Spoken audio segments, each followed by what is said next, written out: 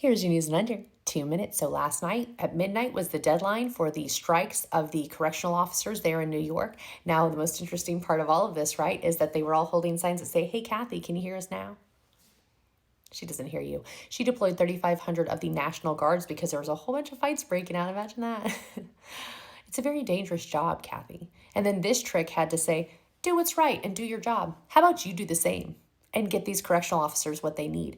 Their demands were very simple, right? No more staff reductions, which makes absolute sense unless you're going to put your own self in that situation. You don't want to do that, do you? No. They said the reversal of the HALT Act, where if a prisoner does something wrong, they're able to use solitary confinement, which makes sense because there has to be consequences to your actions, correct? Everybody understands that? And then obviously what we heard from one gentleman who said he worked 3,000 hours of overtime in 1 year. Can you imagine? That's insane.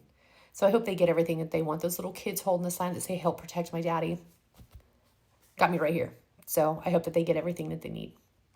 The migrant protests continue to storm New York City as ICE raids double. Surprise, surprise. And then obviously we got to see Chairman of the Joint Chief of Staff, Air Force General C.Q. Brown, after 40 years of service, has been let go, right?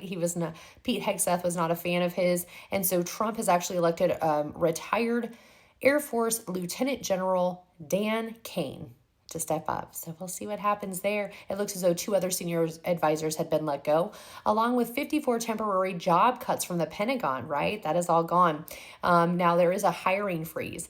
And they are also looking at the U.S. Post Office, right, moving under the Commerce Department. So that'll be very interesting.